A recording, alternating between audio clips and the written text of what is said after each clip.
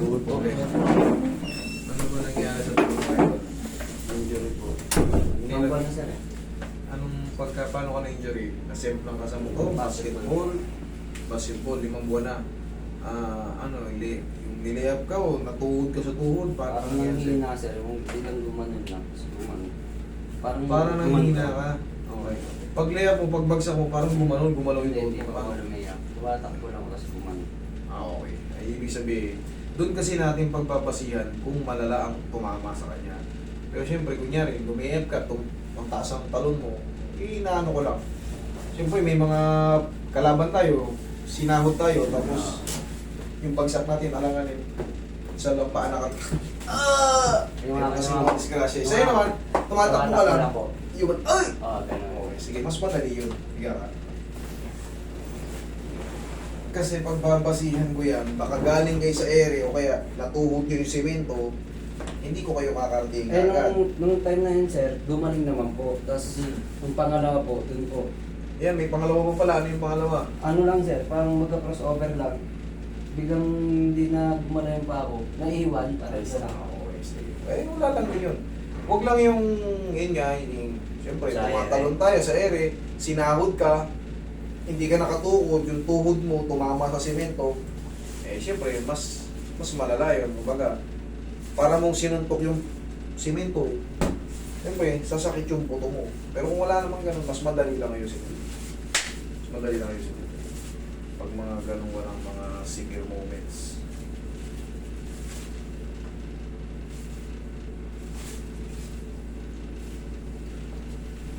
Ngayon, ano ba? Paano ka nasasaktan, idol? Hindi naman masakit, tumutulog lang. Tapos naglalak. Opo. Wala naman pala masakit. Ano ayusin ko rito? Tumutulog lang dito lang. Hindi na yung mawawala, idol. Hindi na yung mawawala. Akala ko. Eto, tingnan mo, hawakan mo yung tuhod ko. Para maiwala ka, hawakan mo yung tuhod ko.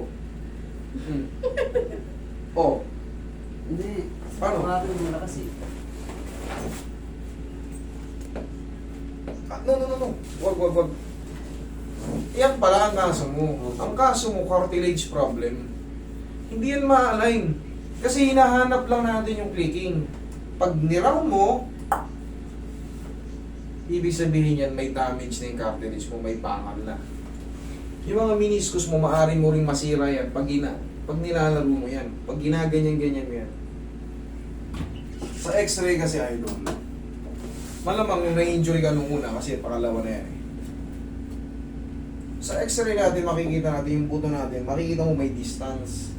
Ngayon, ang nangyayari sa'yo, possible na, syempre, na-injury ka before, meron yan, yung pagitan na yung tawag dyan, meniscus.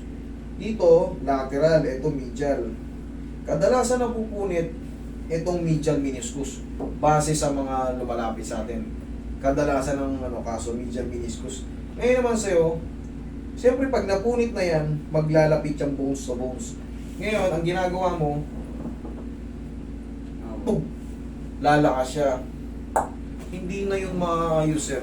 Ang gagawin sa'yo, huwag mo lang yan, huwag mo lang hanapin. Kasi may scratch yun, sir. Lagi mo kasi pinapatulog. Huwag mo nga hanapin. Kasi once na hinahanap mo yan, at tulad dito, meron akong kamay na lumalagitik eh. Ayan o. Ito wala. Once na kunyari wala akong magawa. Gaganyan-ganyan ko. Naririnig mo, tumutunog, di ba? Umiinit yan, nagkikreate ng pain. Nagkakaroon ng irritation. Kasi nagkakaroon ng friction eh. Nagkikiskisan eh. Yung bones to bones nagkikiskisan, mapupudpud siya, magkikreate ng pain. So pag gano'n eh, kasi pag hindi mo naman ginano, hindi siya tutunog eh. So huwag mo nga hanapin kasi pagsisisihan mo yan pagdating ng panahon, idol. Pagdating ng nag-senior ka na, maaari kang mabakang. Ano ibig sabihin mabakang? Yung gano'n mo. Pag naglakad ka nakaganon yung paa mo. Totoo. Kasi mapupudpud yung mga ano mo eh. Mapupudpud yung ano mo. Mapupudpud yung tinatawag natin mga meniscus, yung mga pagitan ng tuhod natin. Pag nangyari yun, ngayon wala namang palang masakit. Pag naglalakad ka, normal lang, tumutunog-tunog lang. Hindi na po yun mawawala. Hindi na po. May bangal po yung ano mo. Pero kung ano, pa-check mo sa ortho. Kasi kung may pilay talaga yan, sa walking pa lang, master ito, mga buwan na ito masakit eh. Eh sa'yo, normal eh. Kaya mong mag-walk, kaya mong tumakbo. Kaso nga lang, nag-crossover ka, naglalak. Bakit? Kasi may bangal yung cartilage mo. May kaskas. Ganito yun, oh. Par, lapit mo pa. Ito yung sinasabi ko mga meniscus. Yan yung malambot. Nagkakaroon na ng ganito yung sa'yo. Ang tawag dyan, ayan o.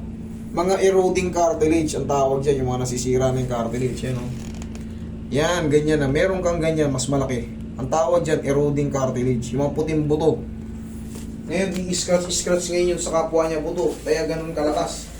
So, no need, huwag mong hanap-hanapin kasi habang bata ka pa, pag kinakayas mo yan, pag ginagano mo ng ginaganon, wala, masasaktan ka na. Ito lahat, may lalaro ka ba? Makakapaglaro ka, kaso ilang ka na.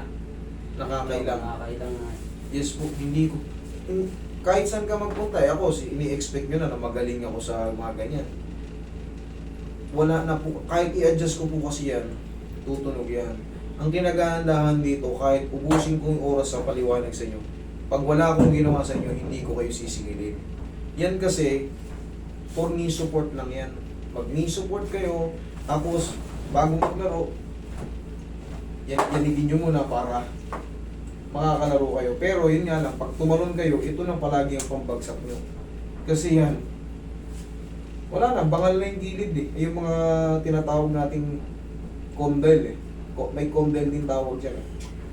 Knee scratch. Sisingilin ka pa yan, idol, pag tumanda ka.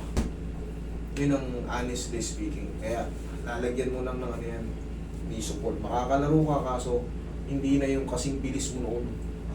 Hindi na yung katulad dati na ang bilis mo. Wala na, hindi na wala. Pag walang masakit, wala tayong aalayin dyan. Anong gagawin mo dyan? Pag inalign mo yan, wala. Useless. Okay? Maglalagay ka lang ng knee support kung gusto mo maglaro. Ha? Sige, sir.